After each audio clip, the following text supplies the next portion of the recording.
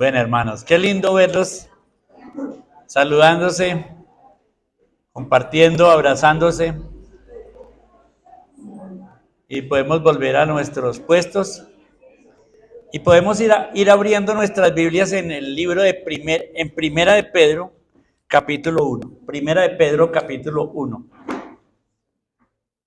Bien, el título del mensaje de hoy, o el tema del mensaje de hoy es: ¿qué clase de poder tiene la palabra de Dios? ¿Qué clase de poder tiene la palabra de Dios? El domingo pasado vimos el propósito de la Biblia, pero hoy yo quiero profundizar un poquito más en este tema y pensemos qué clase de poder tiene la palabra de Dios. Acuérdense en esas películas donde uno ve al héroe tratando de buscar la clave para abrir la cueva, la puerta de la cueva donde están todos los tesoros. Y ese es una piedra importante o es una espada, es algo, una clave para abrir esa puerta donde me da acceso a los tesoros. Y las personas en la película, todo se basa en encontrar esa clave para llegar allá. Y tiene que luchar contra un montón de cosas para encontrar, porque quiere encontrar la llave que abre esa puerta a los tesoros. Pero así es la Biblia. La Biblia es un lugar de tesoros inmenso, de grandes bendiciones, pero tiene unas claves, tiene unas llaves para llegar a encontrar los tesoros de Dios en la palabra, en su palabra. Entonces, por eso el tema del mensaje hoy: ¿qué clase de poder tiene la palabra de Dios? ¿Por qué yo voy a buscar la palabra de Dios? ¿Qué razón hay para buscar la palabra de Dios? ¿En realidad vale la pena? ¿Tiene poder esa palabra? ¿Sirve? ¿O es solamente otro libro que leo y que me llena de algún conocimiento básico general como cualquier otro libro? Entonces, ¿qué clase de poder tiene la palabra de Dios? Y vamos a leer Primera de Pedro, capítulo 1, versículo 22. Dice: habiendo purificado vuestras almas por la obediencia a la verdad, mediante el Espíritu, para el amor fraternal no fingido, amaos unos a otros entrañablemente de corazón puro, siendo renacidos no de simiente corruptible, sino de incorruptible, por la palabra de Dios que vive y permanece para siempre. Porque toda carne es como hierba, y toda la gloria del hombre como flor de la hierba. La hierba se seca y la flor se cae, mas la palabra del Señor permanece para siempre. Y esta es la palabra que por el evangelio os ha sido anunciada.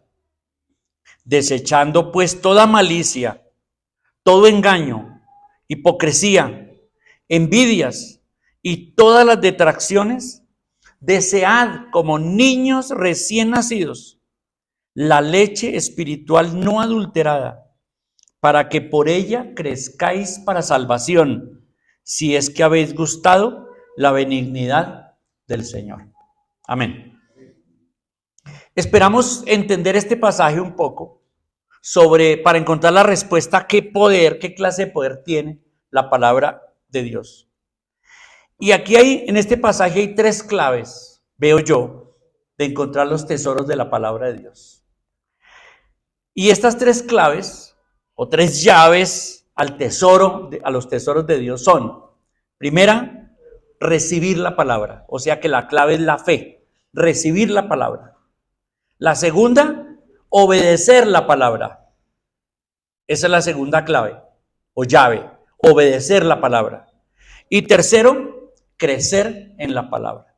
Y vamos a ver esas tres llaves y a pensar un momentico en cada una de ellas para entenderlas.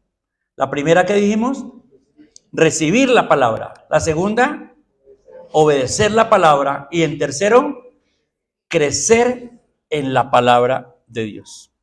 El versículo 23 dice: siendo renacidos, no de simiente corruptible, sino de incorruptible, por la palabra de Dios que vive y permanece para siempre.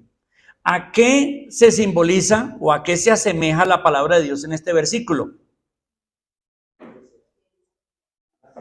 A una semilla, ¿verdad?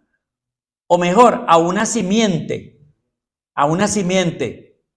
Y cuando se habla de semilla o de simiente, es la forma en que nace una planta o nace un ser humano, donde hay vida, que se da la vida. Entonces está diciendo aquí que la palabra de Dios tiene poder para dar vida, porque dice aquí, siendo renacidos. ¿Qué significa renacido? Nacer de nuevo, volver a nacer, nacer de nuevo. Esa fue la charla que Jesús tuvo con un fariseo, que lo leemos en Juan 3. Le dijo al fariseo, conversando con él una noche, le dijo, tienes que nacer de nuevo. Le dijo Jesús a este fariseo llamado Nicodemo, tienes que nacer de nuevo. El fariseo, que es un entendido de la palabra de Dios, se suponía no entendió. Y le dijo, ¿cómo es posible nacer de nuevo? No, no es posible nacer de nuevo. ¿Acaso voy a entrar en el vientre de mi madre y volver a nacer para poder ir al cielo? Y Jesús le dijo, no, no te estoy hablando de este nacimiento físico. Te estoy hablando de un nacimiento espiritual que no se ve como el viento. Es como el viento. No se ve, pero ahí está. Te estoy hablando del espiritual.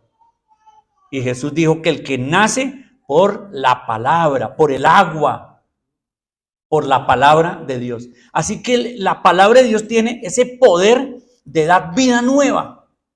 La pregunta es, bueno, ¿y por qué yo necesito vida nueva? ¿Por qué? ¿Acaso no estoy contento con la vida que tengo? ¿Acaso la vida que tengo no la puedo manejar para que resulte bien? Pues la respuesta es no.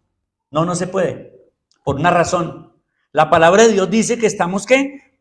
Muertos espiritualmente. Efesios capítulo 2 dice que estamos muertos espiritualmente. Tú y yo, por causa del pecado, no tengo vida espiritual.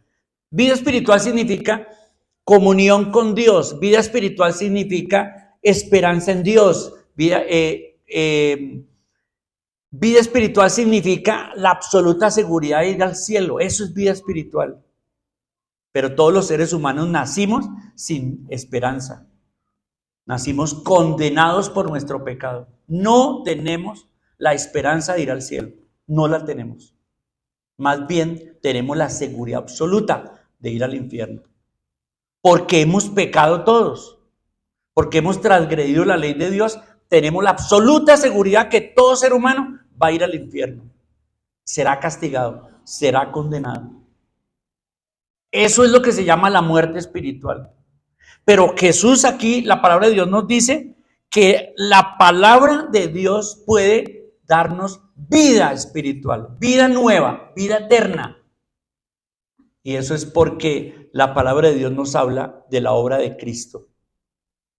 En el versículo 25 dice, esta es la palabra que por el evangelio os ha sido anunciada. La palabra de Dios, la Biblia, contiene el evangelio. ¿Qué es el evangelio? ¿Qué significa la palabra evangelio? Buena noticia. ¿Cuál es la buena noticia? La buena noticia es que siendo yo pecador, mereciendo el infierno y la condenación que está asegurada para mí, la buena noticia es que vino el Hijo de Dios, se hizo hombre, tomó mi lugar, murió en la cruz y pagó mis pecados, los tuyos y los míos, mi deuda, para liberarme, para darme perdón de pecados y para darme vida nueva, vida nueva. Eso lo hizo Cristo en la cruz. Por eso las palabras más importantes en la cruz, ¿cuáles fueron? Consumado es. ¿Qué significa consumado es? Todo está completo, terminado. Y como cantábamos en algunas canciones, Jesús probó que estaba todo completo. ¿Cuándo? ¿Cuándo lo probó? Cuando resucitó entre los muertos. Al resucitar probó que había muerto y que había vencido la muerte. Y tenemos un Cristo vivo que nos busca, que te busca a ti y a mí, y que desea la salvación, que desea la vida nueva. Todo hombre necesita la vida nueva. El que no tiene la vida nueva sigue en su pecado y sigue en las tinieblas y va a la condenación eterna. Quizás tú has venido a esta iglesia 20 años y no tienes vida nueva, porque no es venir a la iglesia lo que da vida nueva. Quizás tú has leído la Biblia 20 años y no tienes vida nueva, porque no es las letras de la Biblia que dan vida nueva. ¿Qué es lo que da vida nueva? La palabra de Dios. Porque la Biblia como libro puede ser leído y puede ser comprendido y entendido intelectualmente y no pasar nada, como vimos el domingo pasado. Es el poder de Dios a través de la palabra de Dios la que puede dar vida nueva. Por eso la primera clave, la primera llave que abre la puerta al tesoro de la vida eterna es que recibir la palabra. ¿Qué quiere decir esto? Confiar en Dios, confiar en lo que Él dice, confiar en la obra de Cristo. Que tú te arrepientas de tus pecados, que tú le digas a Dios que reconoces que eres un pecador, que crees que Jesucristo pagó por ti en la cruz todos tus pecados y que recibes por la fe la vida eterna. Ese es el poder de la palabra. Maravilloso, ¿verdad? No hay otra forma. No es por la religión. Estábamos con el informe financiero. No es por dar ofrendas, porque la salvación no se puede comprar. No es por hacer buenas obras, porque tus buenas obras no alcanzan, ni es posible con buenas obras quitar los pecados. No es por ninguna de esas cosas. ¿Es por qué? Por la palabra de Dios que nos habla de Cristo que murió en la cruz. Eso es lo que se llama el Evangelio. El Evangelio es que tú y yo somos pecadores, que Cristo murió en la cruz y que si tú crees en Él, le recibes en el corazón y confías en Él, renuncias a ti mismo para confiar en Cristo, tienes la vida eterna. Porque la palabra de Dios tiene el poder ¿de qué? De dar vida nueva. ¡Wow! Es el poder de la palabra de Dios, de dar vida nueva. Vamos a leer, les invito a leer un versículo que me encanta a mí. 2 Corintios, capítulo 4, versículo 4. 2 Corintios, capítulo 4, versículo 4 al 6.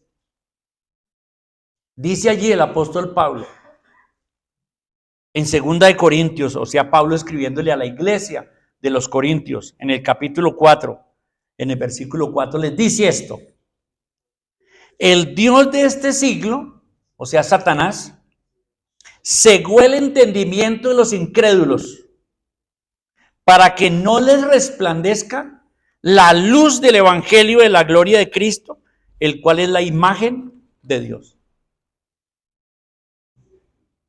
Paremos acá un momentico antes de leer los otros dos. ¿Qué es lo que hace Satanás en este mundo con la gente? Cegarla. ¿Con qué la ciega? Con el amor a las riquezas, con las pasiones mundanas, hoy en día con la tecnología, con la filosofía, con la religión, con 1000 cosas con que Satanás ha cegado a las personas para que no puedan ver la verdad de Dios, la luz de Dios. Dice acá, Satanás ha cegado para que no les resplandezca la luz del evangelio. ¿Por qué? Porque si les resplandece la luz del evangelio, ¿qué va a pasar? Va a tener vida. Y Satanás no quiere eso. Satanás quiere destruir, como el Señor Jesús dijo. Él ha venido para hurtar, matar y destruir. Pero Jesús dijo, yo he venido para que tengan vida y para que la tengan en abundancia. En Cristo es que hay vida. Esa es la palabra buena del evangelio. La noticia del evangelio es que en Cristo hay vida. En Cristo hay vida, no en ninguna parte más. Y la forma, la llave, la clave es recibir la palabra, creer en la palabra. Segundo, iba a seguir leyendo. Versículo 6.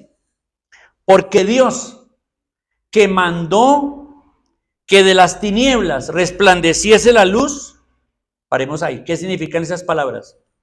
¿Cuándo mandó Dios que de las tinieblas resplandeciera la luz? En la creación, ¿verdad? Cuando Dios creó todo, todo estaba sumido en tinieblas, dice la Biblia. Todo estaba en tinieblas. ¿Y qué hizo Dios para que surgiera la luz? ¿Qué usó? Su palabra. ¿Qué dijo? Sea la luz. Y la luz fue hecha, dice la palabra de Dios. O sea que Dios, su palabra, su voz, tiene el poder para crear. Y esa voz, esa misma palabra de Dios, es esta misma. Escrita acá, pero que tiene poder espiritual. No el libro, porque por ahí hay gente que pone la Biblia como si esto en un atril en la casa, en el Salmo 91, como si esto fuera un libro de buena suerte o que... No, no es el libro, no. Es el mensaje de Dios, de la palabra, el que cambia, el que transforma, es el mensaje que llega y da vida. Y aquí me encanta como dice esto, porque Dios que mandó que de las tinieblas resplandeciese la luz, es el que resplandeció en nuestros corazones para iluminación del conocimiento de la gloria de Dios en la faz de Jesucristo. Qué lindas palabras. ¿Cuántos aquí ya fueron iluminados por el Evangelio y que tienen vida eterna? Ahora, ¿cuántos aquí no han sido iluminados?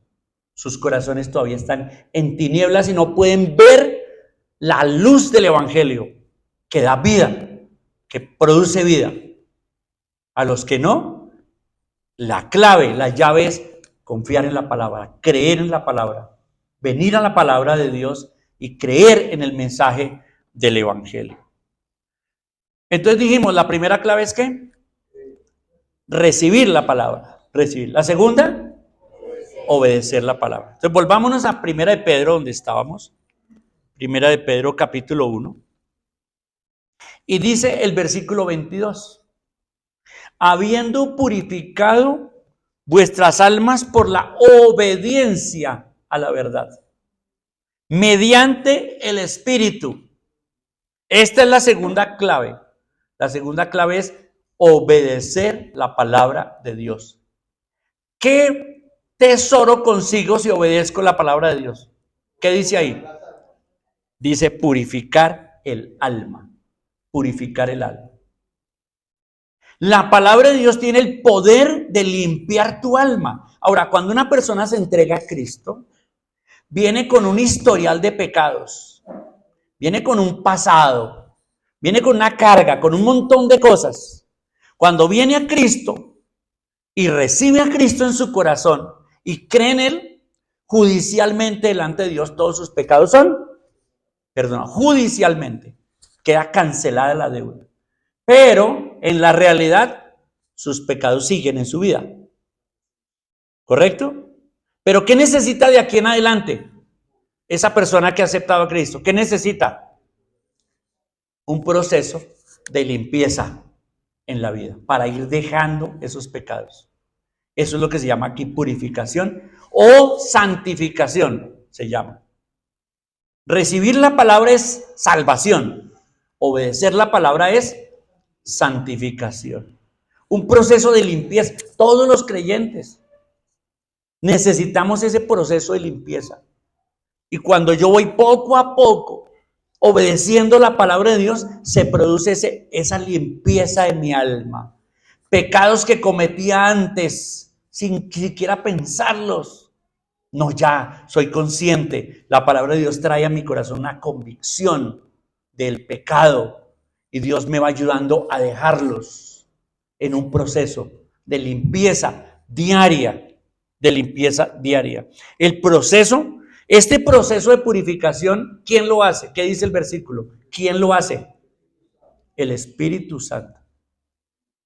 El Espíritu Santo toma esa palabra que yo estoy leyendo, que yo estoy conociendo y la aplica a mi vida.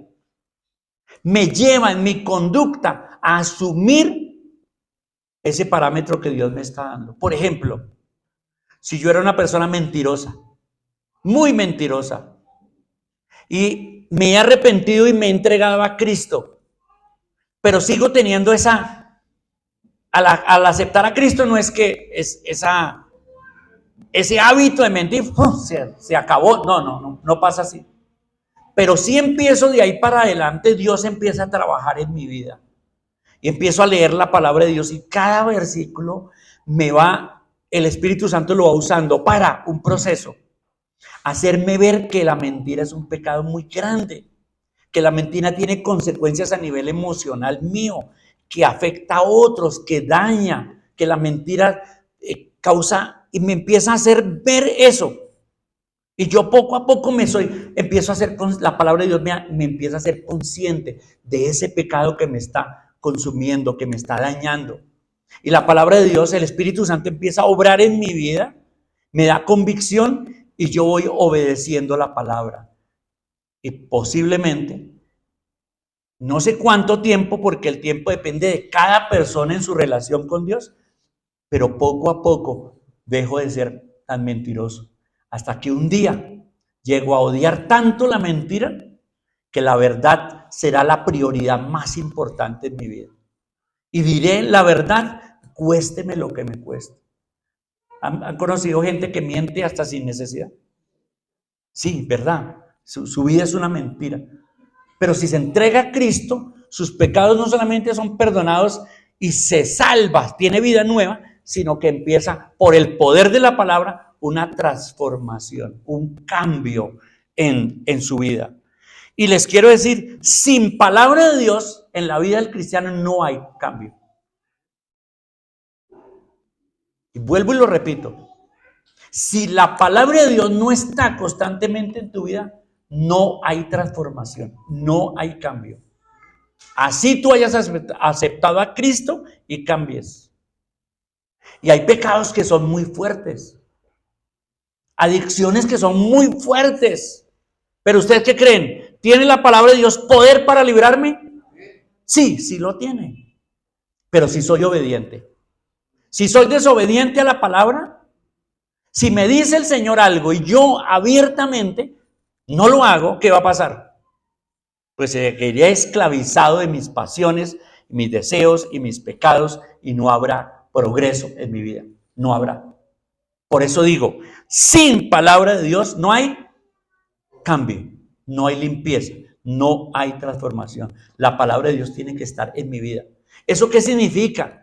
Que todos los días la leo, todos los días aparto un tiempo para leer la palabra de Dios, sin falta.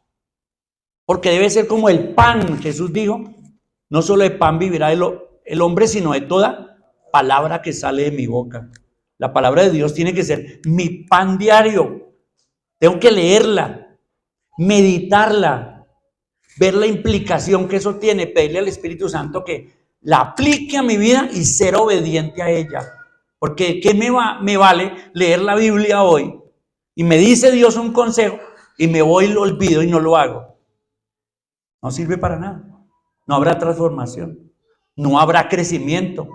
No seré yo un mejor hijo de Dios. No lo seré de ninguna manera. Lo seré porque sin la palabra de Dios no hay transformación en la vida. ¿Conoce la palabra? Conócela, léela, medítala, conoce la palabra de Dios, confía en la palabra de Dios y confórmate a esa palabra. Obedécela en tu corazón. En tercer lugar, la tercera llave, repasemos. La primera llave es ¿qué? Recibir la palabra de Dios. ¿Y qué se consigue? Vida eterna, vida nueva, perdón de pecados. Segunda clave, obedecer la palabra. ¿Y qué se consigue? Cambio, limpieza del alma, el carácter, la vida. Te vuelves mejor esposo, mejor padre, mejor madre, mejor hija, mejor persona, mejor empleado, mejor todo. Tu vida será bendecida tremendamente si permites a la palabra de Dios con su poder transformarte, pero requieres la clave. ¿Cuál es? Obediencia. Obediencia. Si eres rebelde, nada, cero. Pero si eres obediente a la palabra, vendrá una gran transformación y cambio en tu vida. Y la tercera clave, ¿cuál es? ¿Qué dijimos? Crecer en la palabra. Crecer. ¿A quién no le gusta crecer? Especialmente si es de baja estatura.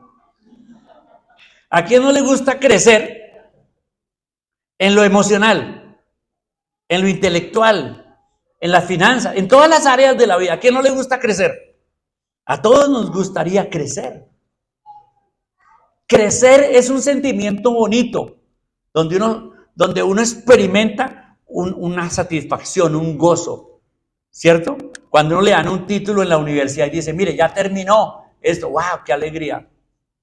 Cuando el patrón en la empresa le dice, mira, yo te veo que tú eres una persona que haces bien tu trabajo, te voy a ascender, te voy a poner un puesto mejor y te voy a ascender. ¡Ah, qué alegría! Todo crecimiento es bueno, todo crecimiento. Y por supuesto, hay una clave muy importante para el crecimiento en la palabra de Dios.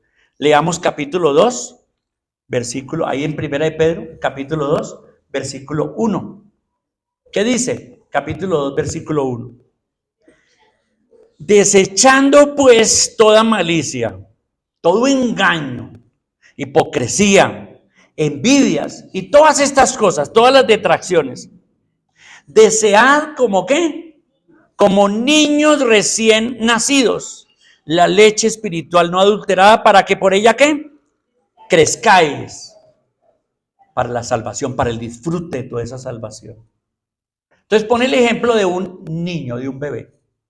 ¿Qué es lo que hace un bebé cuando tiene hambre? Llora. ¿Cuánto? ¿Y si no le dan? Más llora. ¿Y si no le dan? Grita. ¿Verdad? Dice aquí el apóstol Pablo, dice el Señor, ¿sabes? Una persona que se entrega a Cristo es un bebé espiritual, tiene un ansia por la palabra de Dios. Yo recuerdo, yo no sé si les he contado a ustedes, a los cuántos años recibí a Cristo. Creo que no saben, ¿no? Pero cuando a los 12 años recibí a Cristo en mi corazón, ya hace bastante tiempo, experimenté una cosa que es increíble. Y fue un deseo muy grande de conocer la palabra de Dios, de leerla, de estudiarla. Yo quería saber qué significaba todo eso. Y esa es una evidencia de que una persona ha nacido de nuevo. Si una persona me dice que se entregó a Cristo, pero no tiene ningún deseo de conocer la palabra de Dios, no le creo que se entregó a Cristo. No creo que tiene vida nueva. No creo. Porque uno que se entrega a Cristo, uno que experimenta el poder de la palabra en vida nueva y recibe a Cristo, le surge naturalmente del Espíritu Santo ¿qué?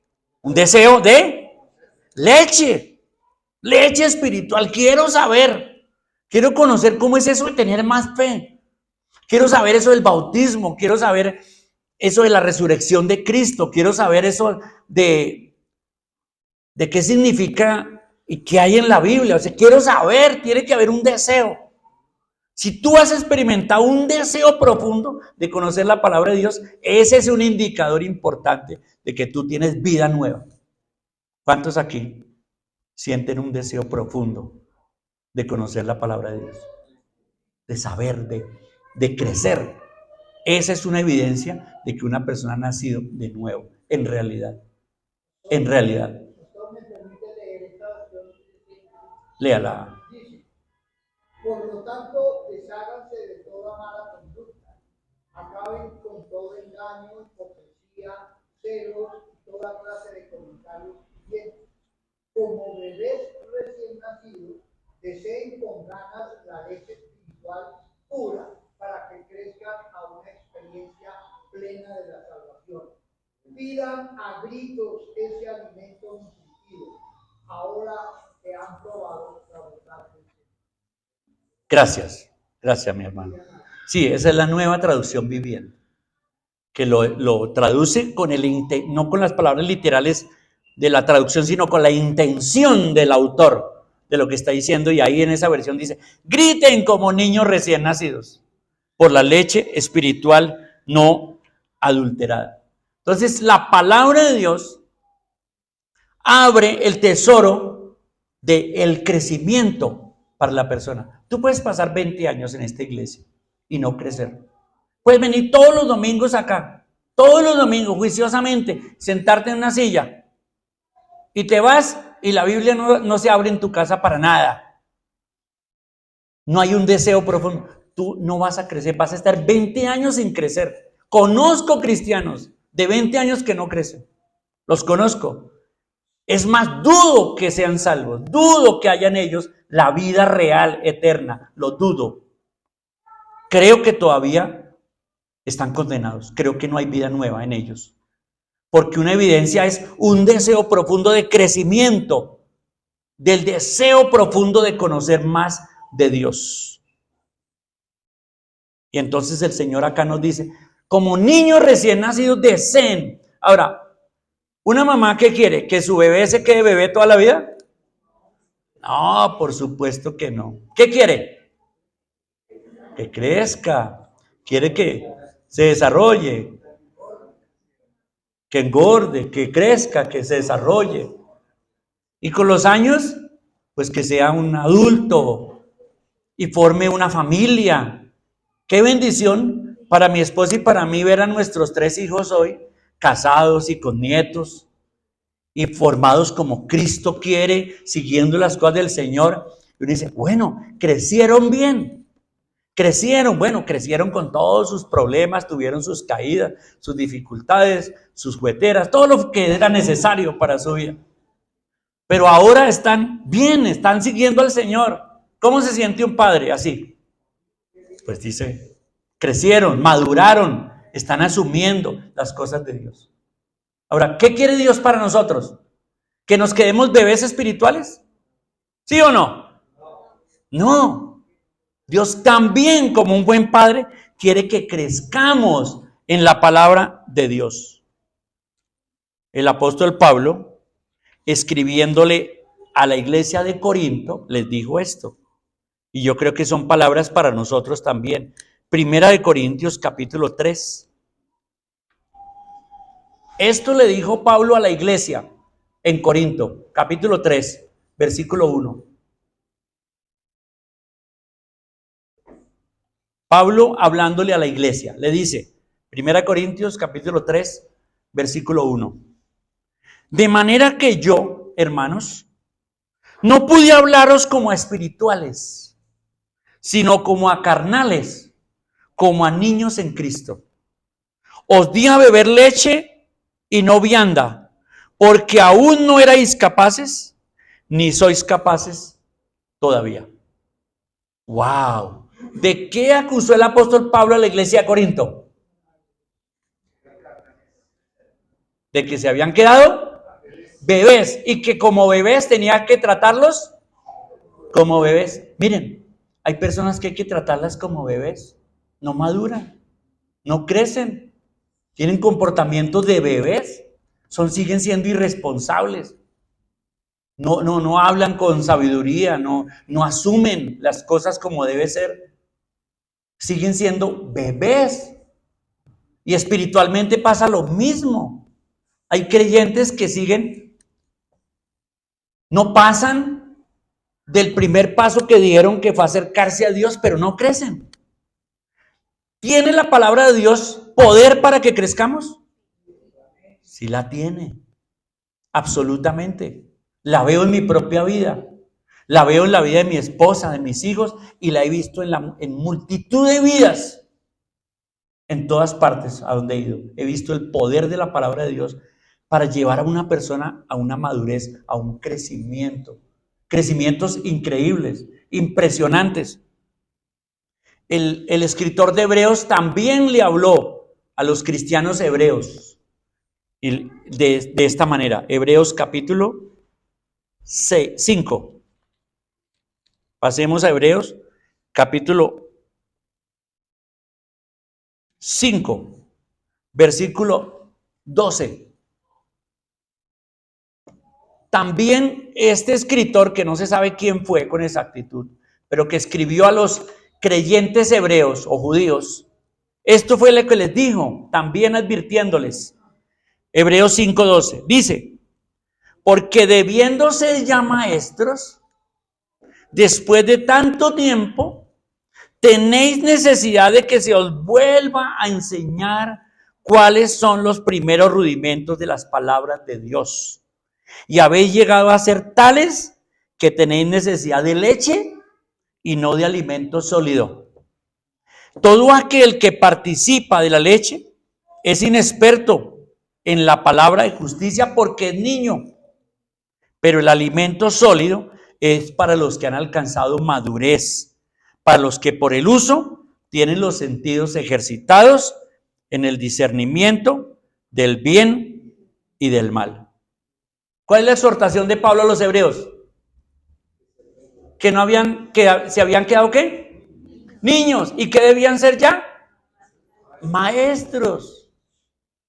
Maestros. Una niña, ¿de cuántos años una niña tiene la posibilidad de quedar embarazada? 12, 13 años. De hecho, hay niñas que a los 12 años se embarazan. Las embarazan. Pero pregunto, ¿tiene una niña de 12 años la madurez y la capacidad de ser madre? ¿Está preparada y lista para ser maestra de su hijo o de su hija? La respuesta es un absoluto no. Es más, yo conozco mujeres de 20 y 30 que tampoco están listas. Porque no han madurado, no han crecido. Siguen siendo locas e irresponsables. No han madurado, no están listas. Esa es la advertencia que el apóstol hace aquí. Ustedes, iglesia, debían ser ya maestros. Los que llevan acá mucho tiempo deben ser ya estar enseñando la palabra de Dios a otros, siendo ejemplo, compartiendo la palabra de Dios, trayendo personas a Cristo, discipulando, enseñándole porque ya saben, ya han crecido, ya entienden. Pero todavía siguen siendo ¿qué?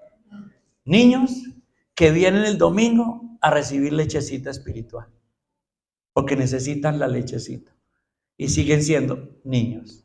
Ese es el reto de la palabra de Dios, el poder de la palabra de Dios para el crecimiento.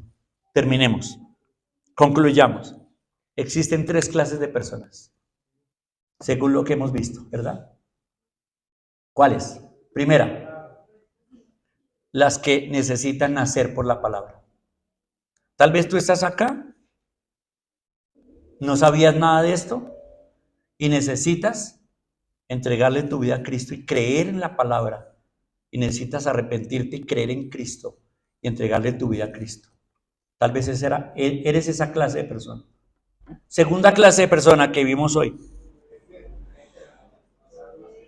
los que necesitan transformar la vida, limpiarse de sus pecados, dejar pecados en su vida.